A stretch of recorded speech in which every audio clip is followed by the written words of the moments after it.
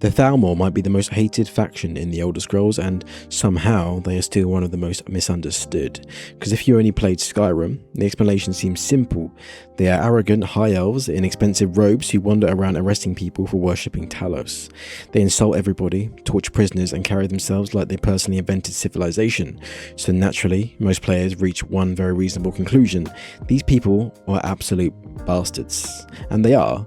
But the Thalmor are far more interesting than a group of racist elves created so we have somebody easy to punch. They are a government, an intelligence network, a religious police force, and the ruling ideology of the most powerful rival the Empire has faced in centuries. They are what happens when historical humiliation, racial supremacy, and ruthless political patience are fused into one state. And the most frightening thing about them is that their plan is not simply to conquer Tamriel with a gigantic army. Their real weapon is division. By the time the Thalmor arrive, they want their enemy to have already torn itself apart. So who exactly are they? Why do they hate Talos? What do they ultimately want? And why could they be one of the most important forces in the Elder Scrolls 6? First, we need to separate three terms people constantly use as though they mean the same thing: the Altmer, the Aldmeri Dominion, and the Thalmor. The Altmer are the High Elves, primarily from the Somerset Isles. The Aldmeri Dominion is the Altmer-led political alliance and empire, which also controls Valenwood and holds enormous influence over the Khajiit kingdoms of elsewhere. The Thalmor are the political organisation ruling that dominion. So not every High Elf is a Thalmor, just as not every Imperial is a member of the Elder Council. Treating an entire race as the enemy is inaccurate, and it plays directly into the racial conflict the Thalmor benefit from. The name is older than the organisation in Skyrim. During the era of the Elder Scrolls Online, Queen Aren's first dominion united the Altmer, Bosmer, and Khajiit. Its Thalmor was a multiracial governing body, not simply the jackbooted secret police of the Fourth Era. The modern Thalmor are a far darker movement, and behind their ideology sits one enormous historical grievance: Tiber Septim's conquest of Somerset. Before becoming the god Talos, Tiber Septim conquered Somerset using the Numidium, essentially an enormous Dwemer brass god turned into a weapon. The Altmer did not politely join a friendly federation. They were forced into a human empire by a reality-bending weapon, creating a civilizational trauma. Then the man responsible was elevated into the imperial pantheon as Talos. Imagine being conquered using the fantasy equivalent of a reality-breaking nuclear weapon, only to be told that worshipping your conqueror is now perfectly normal public life. That does not excuse the Thalmor, but Talos is not a random god they selected because they hate fun. He represents human conquest and the claim that a man surpassed the elves by ascending to godhood. His worship directly attacks their belief in Altmeri superiority. The modern regime rose from the Oblivion Crisis, claiming it had saved Somerset from the Daedra. Whether it genuinely did, exaggerated its contribution, or stole the credit is unclear.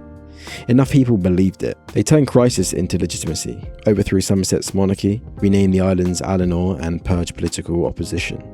A Thalmor-backed coup brought Valenwood into a new dominion when Tamriel's missing moons returned after the Void Nights. The Thalmor also claimed responsibility without proving it. That story won them enormous influence in elsewhere. And that tells you almost everything about how they operate. The Thalmor do not need to solve a crisis, they need to control the story told after it.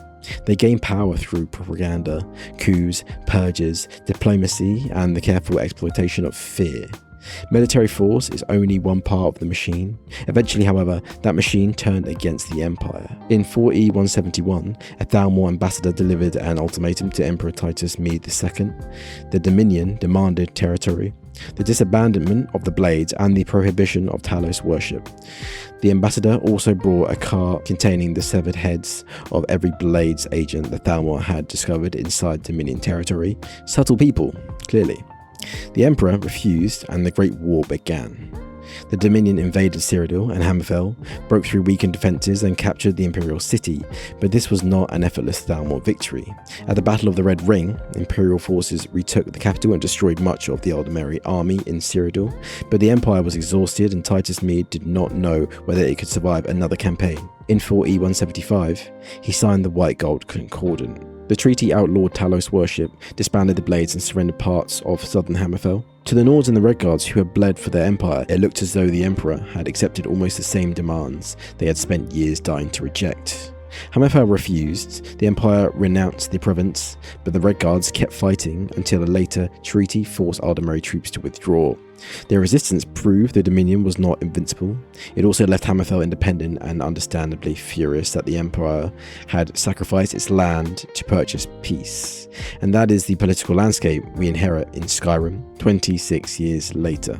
The Thalmor do not formally rule Skyrim, but the Concordant allows their justiciars to hunt Talos worshippers.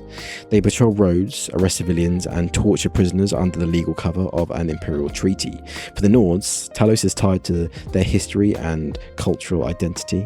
Telling them, believe whatever you want, just never express it, was never going to create a stable peace. It created a pressure cooker, and the Thalmor knew it. This brings us to Ulfric Stormcloak, because this is where the conversation normally loses all sense. Inside the Thalmor embassy, the Dragonborn can find a dossier describing Ulfric as an uncooperative asset. Some players take that to mean Ulfric secretly works for the Thalmor. He does not. In intelligence language, an asset can simply be somebody whose actions are useful. Ulfric genuinely hates the Dominion, and there is no evidence he knowingly serves it.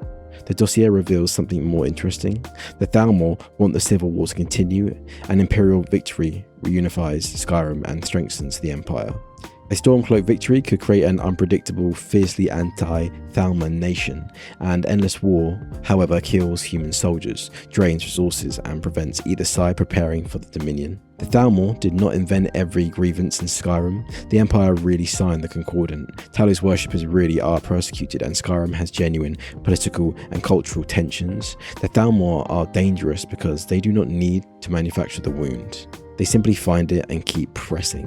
That is also why they hunt the surviving blades. Delphine and Esbern are not harmless pensioners to them, but survivors of an enemy intelligence network that understands the Dominion and could help rebuild resistance. So what do the Thalmor ultimately want? Their immediate goals are fairly clear: destroy the Empire as a serious rival, eradicate Talos worship, expand Aldemari power, and establish elven supremacy over a continent they believe has been degraded by human rule.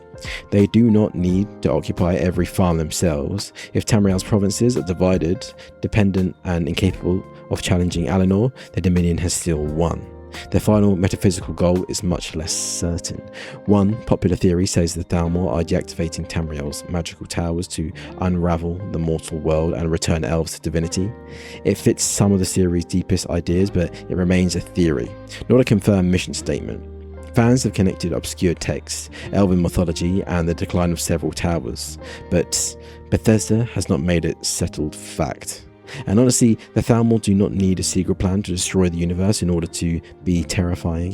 What we can actually see is bad enough. They are authoritarian racial supremacists who censor religion, torture prisoners, and purge dissidents. Even Altmer, who oppose them, are hunted, while characters such as Malborn have lost family to their purges. This is not simply elves against humans, it is a regime attacking anybody who threatens its vision of Aldemari power. That distinction matters. Saying the High Elves are evil turns a politically interesting faction into lazy fantasy racism. The Thalmor do not represent every Altmer. In fact, making opposition to their regime look like hatred of elves gives their supremacist worldview exactly the enemy it needs. There is also a bitter irony at the centre of their story. Their anger did not appear from nowhere. Somerset was conquered and humiliated by Tiber's Septon, while the Empire has committed atrocities of its own and routinely described conquest as civilization. The Altmer have legitimate reasons to resent imperial domination, but historical victimhood is not permission to construct your own empire of torture and supremacy. The Thalmor took a real grievance and transformed it into an ideology in which their suffering justifies everybody else's subjugation. They did not reject imperialism, they decided the wrong race had been doing it. And this is exactly why they are likely to matter in the Elder Scrolls 6. Bethesda has not officially confirmed the game's setting or story. Hammerfell remains a leading theory, possibly alongside Hyrot, but the announcement teaser is not confirmation. What follows is prediction based on the story Bethesda left unresolved. Skyrim defeats Alduin, but it does not defeat the Thalmor. The civil war can end, yet the Dominion survives every possible ending. Characters on both sides speak as though another war is coming, and the White Gold Concordant feels less like permanent peace than an interval in which two battered powers are rearming. That makes the Thalmor the clearest political bridge between the 5th and the 6th games. If the Elder Scrolls 6 is set in Hammerfell, their importance becomes almost unavoidable. Hammerfell's independence was forged by refusing to surrender land to the Dominion, and its politics and distrust of the Empire were transformed by that war. A covert attempt to divide the Red Guards or build an alliance before a second Great War naturally places the Thalmor near the centre. High Rock would also suit them. Its competing kingdoms, noble families and old rivalries create exactly the fractured landscape the Thalmor exploit. Fund one claimant, blackmail another, encourage a border war and let everybody weaken themselves. It is basically their favourite hobby. They need not be the final boss. A Daedric or metaphysical threat could drive the main quest, while the Thalmor make the crisis worse. Hunting an artifact, undermining an alliance, or forcing the player to choose between rebuilding the Empire, supporting independent provinces, or creating something new. Most importantly, the Elder Scrolls 6 must eventually address the enormous question Skyrim leaves hanging over Tamriel. Can the weakened human nations unite for the next great war, or has the Thalmor strategy already made unity impossible? That is why they are frightening. Hammerfell prove they can bleed. The Battle of the Red Ring prove their armies can be destroyed, and the Dragonborn can make half their embassy regret coming to work that day. They are not unbeatable, they are patient. The Empire thinks about surviving the next battle. The Stormcloaks think about winning Skyrim. The Thalmor think about what both sides will look like after another decade of killing each other. Every dead legionnaire and Stormcloak is one fewer soldier available for the next war. Every argument over Talos makes cooperation harder. Every province that leaves the Empire makes the Dominion's eventual opponent smaller. So what and who are the Thalmor? They are the ruling order of the modern Aldmeri Dominion. Diplomats, spies, soldiers, propagandists and religious enforcers pursuing one broad objective: break human power before human power can recover. They are heirs to older elven alliances, radicalized by the memory of Tiber Septim's conquest and driven by a belief in Aldmeri superiority. They did not create every crisis in Tamriel. They are simply better than almost anybody else at turning those crises into advantages. And whether they become the main villains of the Elder Scrolls 6 or the unseen hand behind its conflict, the real question will not be whether the Thalmor are evil. We already have more than enough evidence for that. The real question is whether the people of Tamriel can stop hating one another for long enough to realize that their division is the Thalmor's greatest victory.